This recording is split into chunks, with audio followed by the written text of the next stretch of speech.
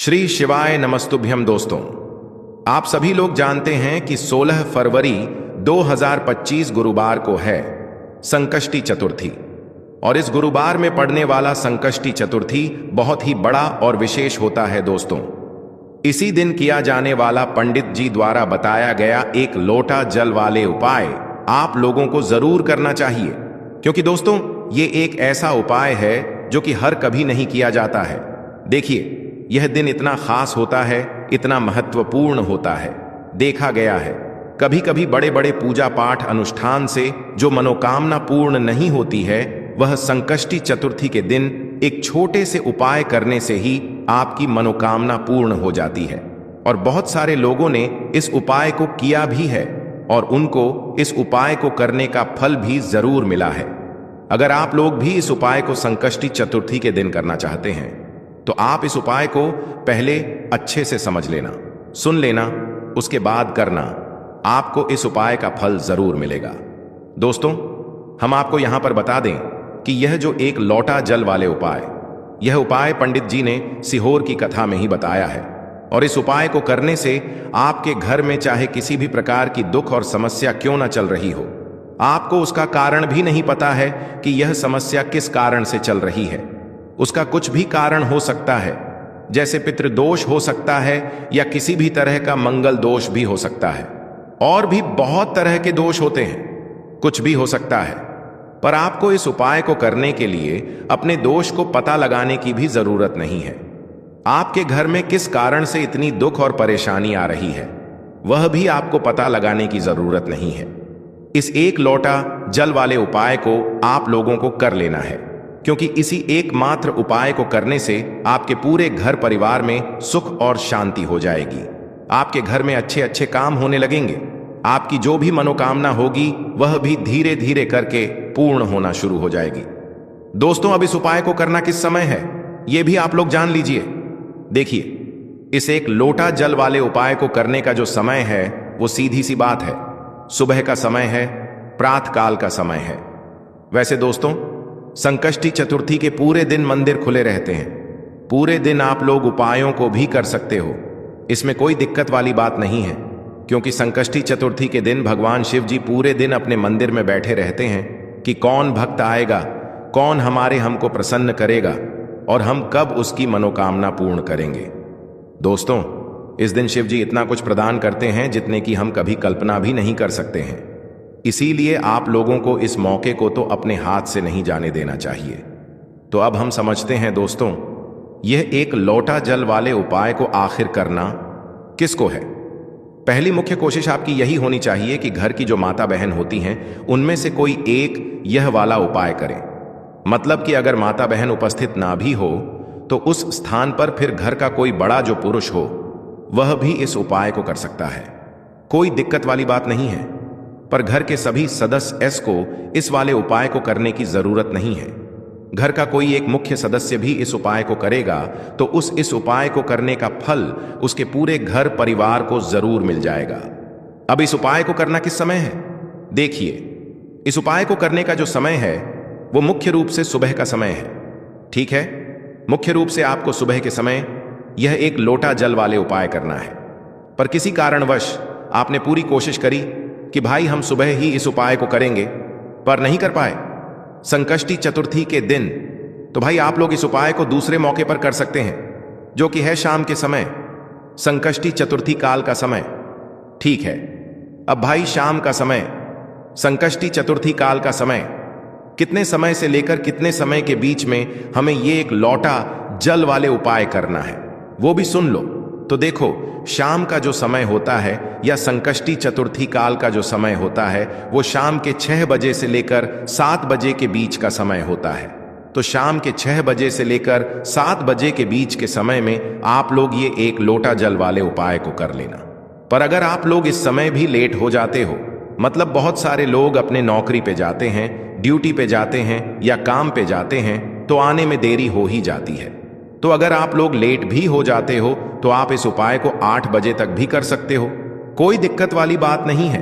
तो देखिए, एक लोटा जल वाले उपाय है तो सीधी सी बात है कि इसमें हमें एक लोटा जल की तो आवश्यकता पड़ेगी ही पड़ेगी।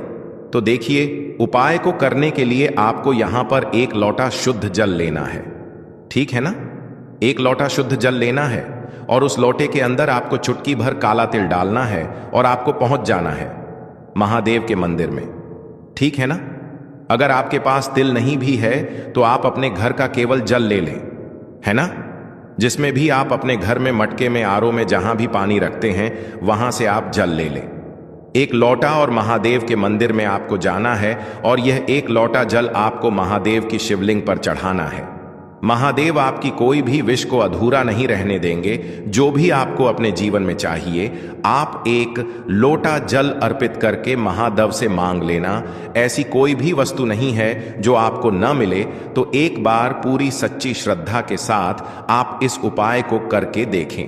देखिए, गुरुवार संकष्टी चतुर्थी जो होता है ना, इसका महत्व आप ऐसे भी समझ सकते हैं कि बीमारियों से भी आप हमेशा सेफ रहते हैं, हमेशा आप बीमारियों से दूर रहते हैं। जब भी महीने में, जब भी गुरुवार के दिन प्रदोष पड़ जाए, इस दिन आप उपाय जरूर करें, क्योंकि घर में अगर सभी लोग स्वस्थ होंगे, किसी को बीमारी नहीं होगी, तो पूरा परिवार हमेशा सुखी रहता है।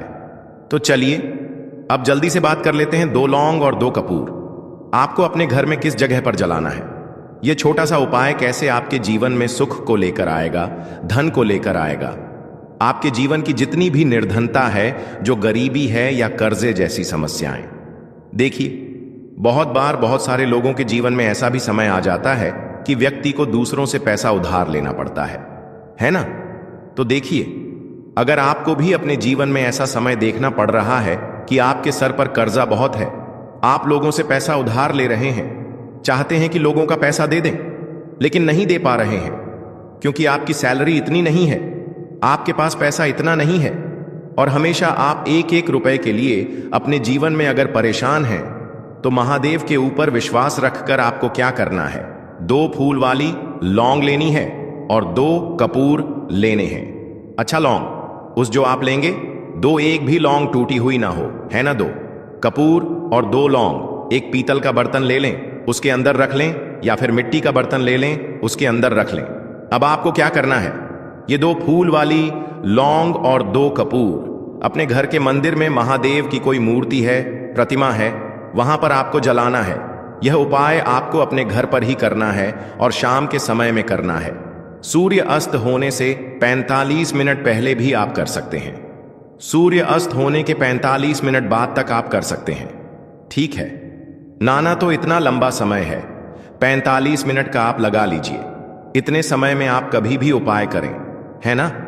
इस समय में अगर आपने इस उपाय को कर लिया, 2 कपूर और 2 लौंग अपने घर के मंदिर में जला दिए, महादेव की मूर्ति या फिर प्रतिमा के साथ, सामने आप देखेंगे कि आपके जीवन में बहुत तेजी के साथ धन पैसा आना शुरू हो जाएगा, पैसा रुकना शुरू हो जाएगा। और पैसे को लेकर तो आपको अपने फ्यूचर में, यानी आने वाले समय में कभी परेशान होना ही नहीं पड़ेगा।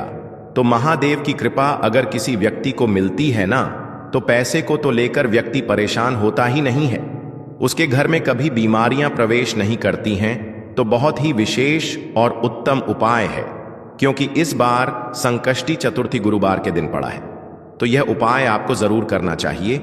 आपके घर से जितनी भी खराब चीजें हैं, नेगेटिव एनर्जी है ना, यह भी आपके घर से दूर रहती है। तो 2 उपाय की अभी तक बात कर ली है, जो कि आपको संकष्टी चतुर्थी वाले दिन जरूर करने चाहिए। अब जल्दी से बात कर लेते हैं तीसरे उपाय की। अच्छा, तीसरा उपाय जो आपको बताने जा रहे हैं, इस उपाय को अगर आप करते हैं तो आपके घर में स्थिर लक्ष्मी का वास होगा। मतलब आपके घर में मां लक्ष्मी आएंगी भी, और कभी भी आपके घर को वह छोड़कर नहीं जाएंगी, क्योंकि मां लक्ष्मी का एक नाम चंचला भी है, वो एक जगह नहीं रुकें, है ना। तो अगर आप चाहते हैं कि मां लक्ष्मी आपके घर में आए और आपके घर को छोड़कर ना जाएं, तो यह तीसरा उपाय आप संकष्टी चतुर्थी वाले दिन कर लेना। कभी भी मां लक्ष्मी आपके घर को छोड़कर जाएंगी ही नहीं। बहुत ही सरल उपाय है। देखिए, आपको करना क्या है, आपको यहां पर मिट्टी का एक दीपक लेना है, कहीं से भी खंडित ना हो, टूटा हुआ ना हो, है ना। एक प्यारा सा दीपक ले लेंगे, उसके अंदर आपको शुद्ध देसी घी भरना है, गोल बाती उसके अंदर लगानी है, और चुटकी भर काला तिल, अगर आपके पास है तो चुटकी भर काला तिल आपको डालना है। अगर नहीं है तो कोई बात नहीं है, ना है तो काला तिल उसी दीपक के अंदर आप डाल लेंगे। जलाने से पहले ही तिल डालना है, यह चीज ध्यान रहे। अब दीपक आपका तैयार हो गया। अब यह दीपक आपको लेकर जाना है अपने घर के आसपास, जहां भी महादेव का मंदिर हो, है ना, शिव जी का मंदिर हो, शिवालय जहां पर हो, वहां आपको जाना है। और यह एक दीपक महादेव की मूर्ति प्रतिमा के सामने आपको लगाना है, ठीक है ना। अगर शिवालय है तो वहां पर आप लगाए और महादेव से कह देंगे कि महादेव, मेरे जीवन की निर्धनता, गरीबी बढ़ती चली जा रही है। मैं अपने जीवन में एक एक रुपए के लिए परेशान हूं। मेरे सर पर कर्जा बढ़ रहा है, जिसकी वजह से मैं हमेशा परेशान रहता हूं। तो जो भी आपके मन में है, जो भी आपके दिल में है, अपने दुखों को लेकर, अपनी मनोकामनाओं को लेकर, आप सब कुछ पूरी सच्ची श्रद्धा के साथ महादेव से कह देना। और यह एक दीपक महादेव के मंदिर में आप प्रज्वलित कर देना। ऐसा मतलब कहते हैं ना कि घर में ऐसा कोई दिन था कि हाँ, हमारे घर में बहुत पैसा था, या ऐसा कभी दिन आया ही नहीं कि घर में पैसा है। तो अगर आपके घर में पैसा था और चला गया है, तब भी ये उपाय आप कर लेना। और अगर कभी आपके घर में पैसा आया ही नहीं है ना, बहुत सारे लोग हैं जो कहते हैं हमने तो कभी ज्यादा पैसा अपने पूरे जीवन काल में कभी देखा ही नहीं है, तब भी ये उपाय आप कर लेना। हर तरफ से आपके घर में पैसा आता है, मां लक्ष्मी की कृपा आपके ऊपर बरसती है। क्योंकि जो व्यक्ति महादेव के मंदिर में दीपक जला दे ना, संकष्टी चतुर्थी वाले दिन ऐसा मान लो कि उसके घर में साक्षात मां लक्ष्मी वास करती हैं और जीवन में कभी उसके निर्धनता नहीं आती है। तो देखिए, आपको बता दें, भगवान कुबेर जो है ना, भगवान कुबेर ने भी महादेव के मंदिर में दीपक प्रज्वलित किए थे, और उनके बारे में तो आप सभी जानते हैं। तो कभी भी आपको पैसे के लिए कभी परेशान नहीं होना पड़ेगा।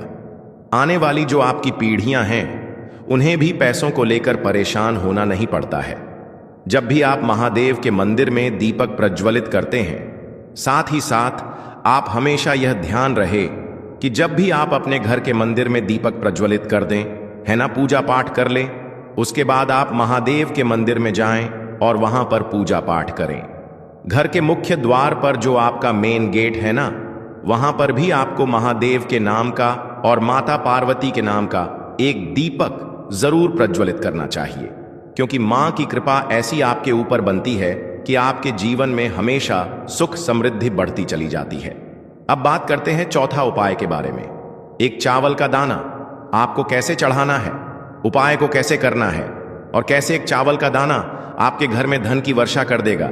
मां लक्ष्मी की ऐसी कृपा बरसेगी कि कभी भी आपके घर में निर्धनता और गरीबी लौट कर नहीं आएगी। हमेशा आपके घर में मां लक्ष्मी वास करेंगी। तो देखिए, चावल का संबंध जो होता है यह शुक्र ग्रह से होता है, धन की देवी माता लक्ष्मी से होता है, चंद्रमा से होता है। और जब आपने अपनी कुंडली में शुक्र को मजबूत कर लिया है ना, आपने अपनी कुंडली में चंद्रमा से जुड़े हुए जितने भी उपाय हैं वह आप करते हैं, या चंद्रमा को अपनी कुंडली में मजबूत कर लेते हैं, तो आपके जीवन की जो निर्धनता होती है वह खुद बखुदा बहुत हो रहा है।